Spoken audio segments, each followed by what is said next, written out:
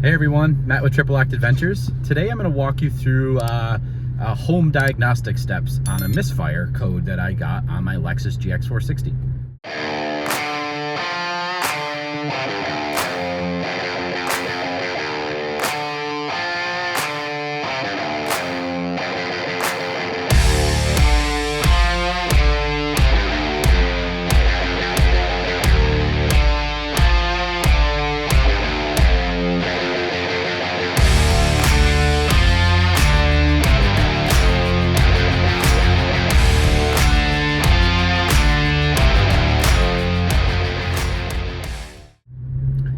Alright guys, as you can see, I'm not in my normal attire. I'm currently in some real junky work clothes. My hands are dirty, and I haven't shaven yet today or anything, but I am currently working on my Lexus GX460. So a little backstory. Came back from that huge trip that we went on, which I'm still working on posting the videos, guys. A lot of that content's gonna be coming soon. But today, or I'm sorry, no, like last week, right around Christmas, I went to jump in the truck.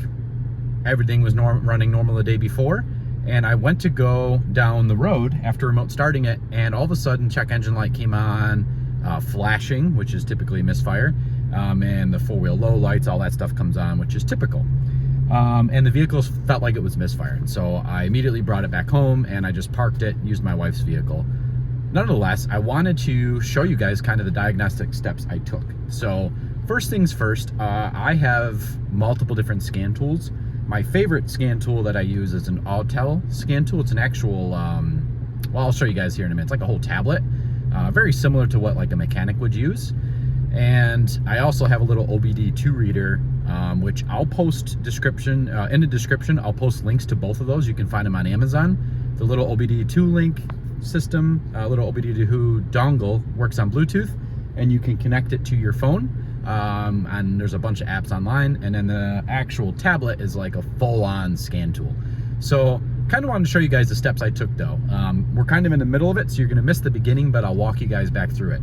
So I did a scan on the vehicle, and I had a single cylinder, cylinder 7, which was a misfire on, I had a code for a misfire on cylinder 7. So I decided, odd that it happened overnight. Typically that is like maybe wiring got chewed by an animal or something. So I popped the hood, looked underneath the hood, checked all that stuff, and I'll show you guys that in a minute, what you would want to look for. And I decided to look at all that. It was all fine. I then checked the wiring connection going to the coil pack. Everything was fine. So I decided an easy step, and this isn't probably the best step, but if you're at home, it's a good solution to at least try before you take it to a mechanic, is I swapped the cylinder. Well, first things first, I should mention, Google what your firing order is on your engine, and it'll show you, so this is an 8-cylinder vehicle, it'll show you from the front to the back what order it fires in. On this, the 1UR FE V8 engine, cylinder 7 is the driver's backmost cylinder. So I swapped that coil pack with the one in front of it, which just happens to be cylinder number 5, cleared the codes, restarted the truck, let it idle and all that. And the check engine light hasn't came back on yet, but I wanted to show you my scan tool and what I'm monitoring, and I'll show you kind of what's going on here. So I won't be in front of the camera, but let me show you. So the vehicle is running right now. As you can see, there's no check engine light. It is idling decently. And then I have my Autel scan unit over here, and I've pulled up a bunch of data. I kind of like click through a bunch of this stuff, but under my engine, I looked at misfire RPMs, the load, and then I can see each cylinder misfire. Now, originally it was on cylinder 7 before I started this test, and now it's on cylinder 5, as you can see. I'll give it a little gas, if you can hear that. And then it will probably end up misfiring again. It seems to be smoothing out a little bit, which is kind of funny. But it moved from cylinder 7 to cylinder 5. Now we have no misfires on 7, and all of a sudden now we have some random misfires on cylinder 5. So just by moving that coil pack from cylinder 7 to cylinder 5, the misfire has moved. The next step, if that did not work, would be to check the spark plugs. But this is always a good step to start with. So let me show you guys under the hood. I'm actually going to turn the engine off here. And all this data will go away, unfortunately. But we're going to hop onto the hood here, and I'll show you guys what I did. I am shooting this on my iPhone, which I typically don't do, so don't mind the shaky footage. So first things first, there's a little engine cover that's on here, which I removed. You just pop it up. There's little hooks in the back, as you can see. It hooks on in the back here. There's a bar back there. You see that bar going horizontal? And then there's a little nub right there that this clicks into. So this just lies on here. See if I can do this with one hand. Kind of goes up there and then clicks in. You just pull up from the front and you can take this engine cover off. You do not need to do that to get to it, but it does make it a little easier. So the first thing you want to check is look at all the wiring around the area. Let me grab my flashlight quick here.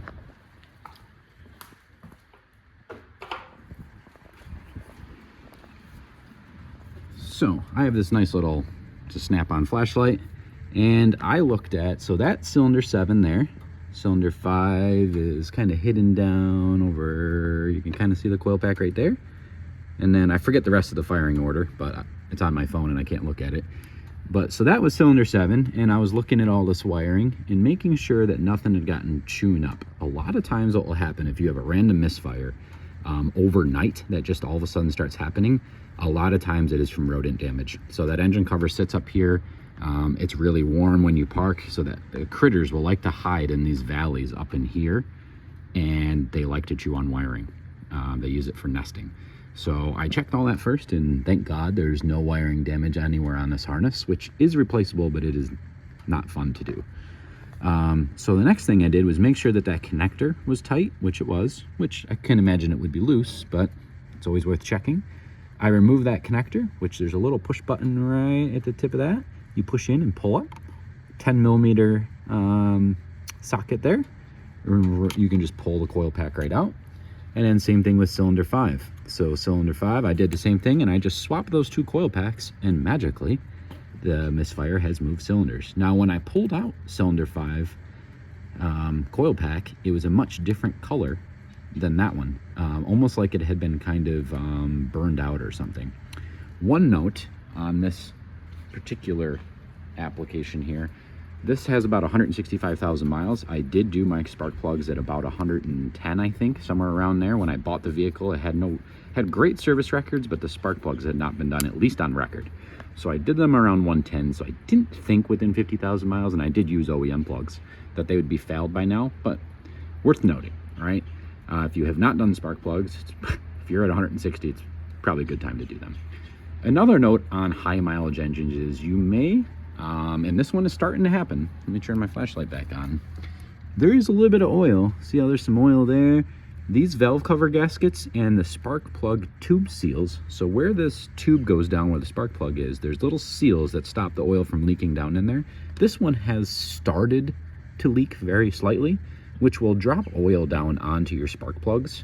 It can cause misfires if it's really bad. Typically, you may get a misfire when it's sat overnight because oil's on them, or you may get a little bit of smoke when you first start it because it's burning off that oil. Typically, once that oil is burned off, unless it's a major leak, that misfire will go away. Most of the time, at least in my experience of working on vehicles, it usually doesn't cause a misfire code unless you have a real significant leak, and that's kind of rare. So I wanted to show you guys though, you know, these were the steps I took and what was showing on that engine code there and where those misfires moved to. So my next step is to order an OEM coil pack, which I won't be able to do today, so I'll feather in the video here later or cut to it, and I will put the new coil pack into now cylinder 5 and we'll see if it fixes it. So we'll catch you guys then, but I wanted to document kind of what I was doing here, and hopefully this is helpful to somebody else that may run into this issue in the future. We'll catch you very shortly here. All right, guys, so I got a new part. Obviously this doesn't look like it's all the same day, but I actually went over to the local dealer. They had one in stock. Shout out to Hazelton Toyota here in Rochester. They actually matched an online price. I wanted to show you guys the part number. I'll put the part number in the description. 90919-A2005. If your coil has a different part number, it was superseded, and this is the new updated number. Let's go pull out the old one. Like I said, I was working on cylinder 7. And I did move, so that's cylinder 7 over there, and I moved it over to cylinder 5 to diagnose it, and now the misfires are on cylinder 5, which is the original coil pack. I already undid, let's see if I can see, I already undid the connector and I already undid the bolt there. So we're just gonna pull this sucker out. And this one is a little tough on cylinder 5 because you gotta kinda work it around these. But as you guys can see, look at the color of this thing. Let's actually look at the part number here, see if I can find it. So the old number is 90919-02256. If you can see that there. Put that down. Let me see if I can get this new one out of the bag with one hand. And you guys will see the difference in color. Now, like I said, mine is leaking a little bit of oil down in those cylinders. Not terrible, but just a little bit. So some of that is what you're seeing here. But when I pulled cylinder 5, which is now in cylinder 7, it looked just like this. So that's what I'm finding, and my neighbors opened the garage door, so don't mind that. But I'm gonna put this in the car, plug it in. I'll plug in my scan tool and show you guys what's going on there. All right, so I just put the new one in. You can see it there, nice and freshy fresh. Bolt is torqued to spec, and the clip is in. So we're gonna plug in the vehicle here, get rid of this flashlight. I'll probably cut over. I'm gonna plug this in, get the vehicle into run position, get this all connected, and then I'll show you guys what the steps I'm gonna take on this Autel, which would be very similar to a Bluetooth module. So we'll cut to that.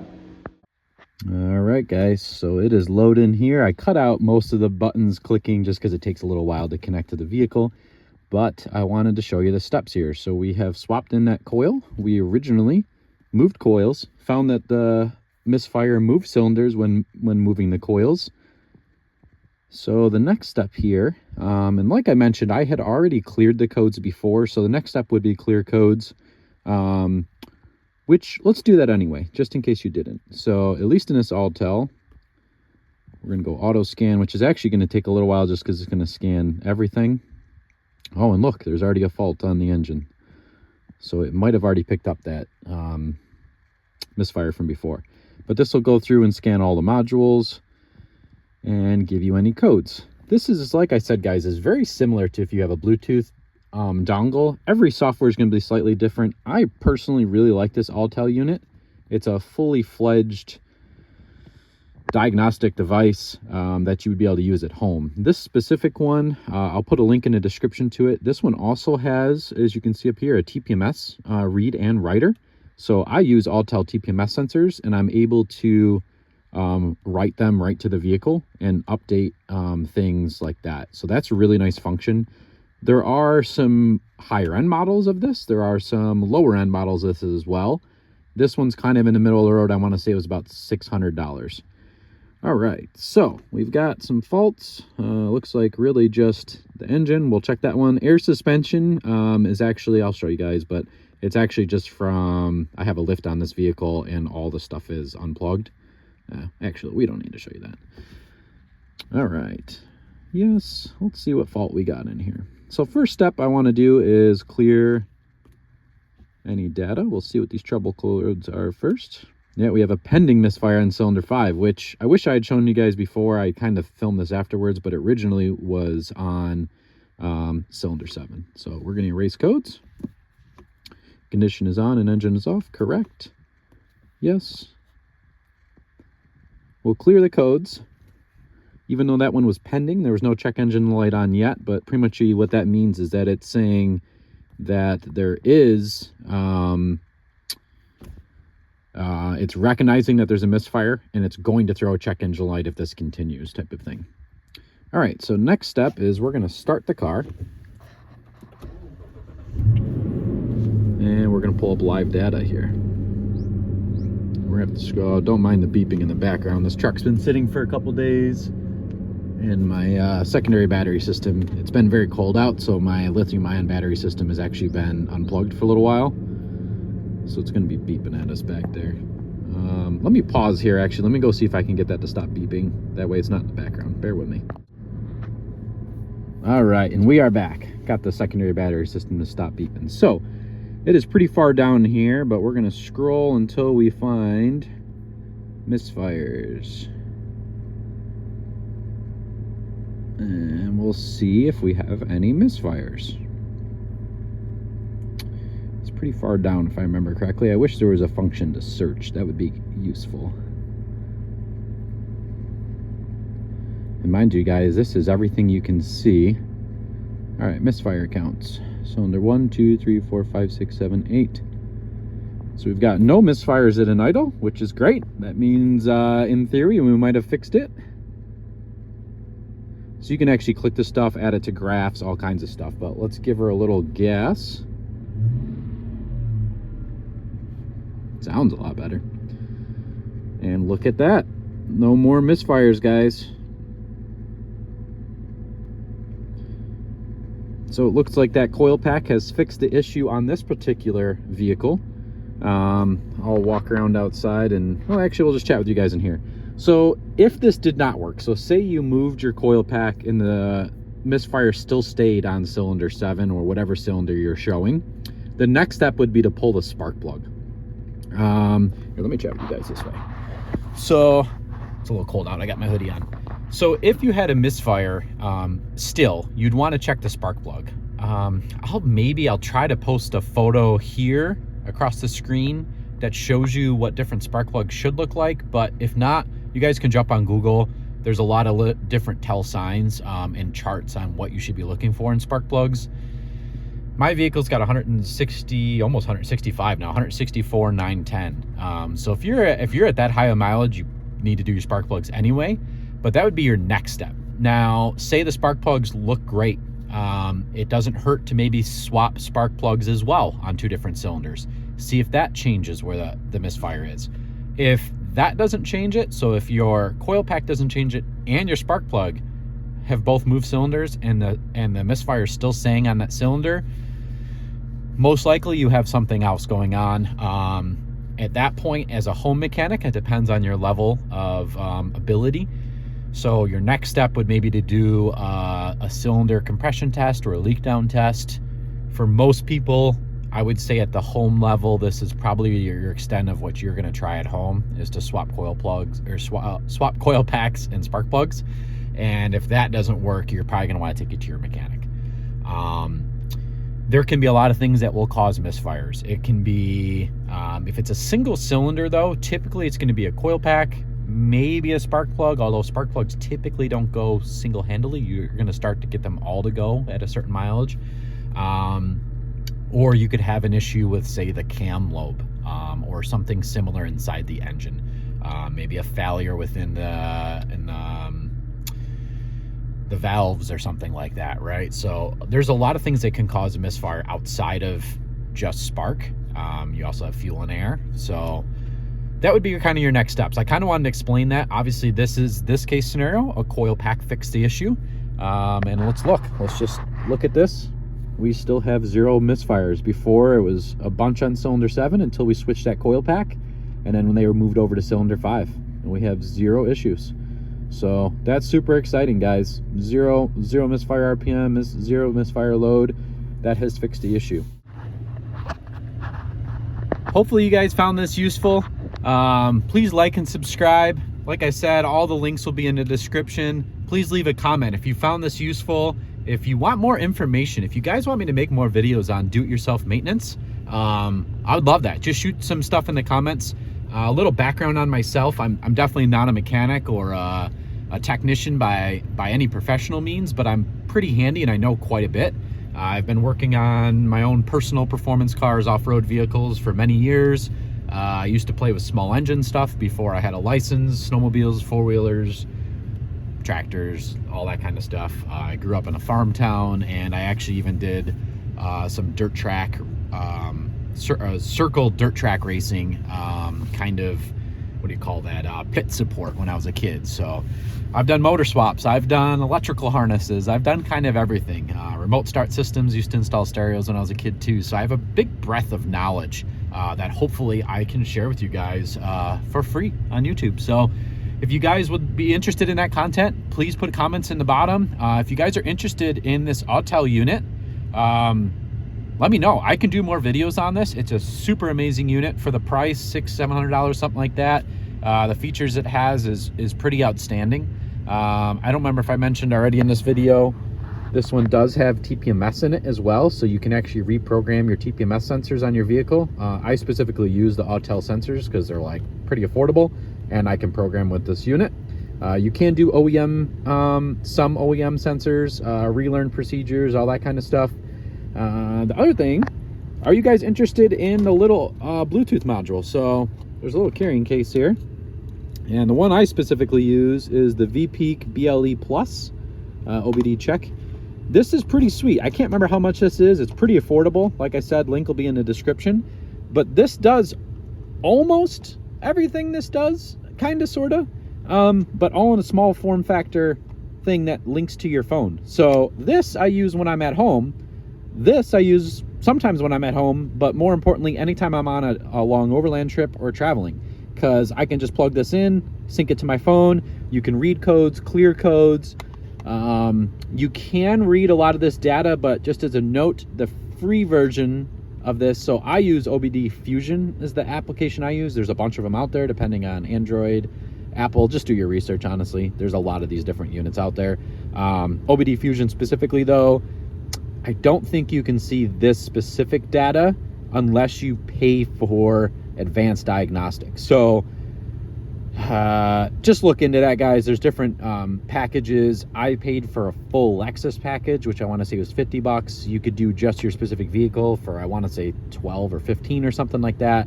But anyway, let me know if you guys want more information on this little scan system, or if you want more information on this. Put some comments below. Hopefully this, guys, was super useful to you. I figured mine as well, right? I had to check engine light. I know how to diagnose it at home. I know how to do all the steps. So I figured, why not share this with you guys? Hopefully you found this useful. Please like, subscribe. You guys are awesome. We'll see you next time.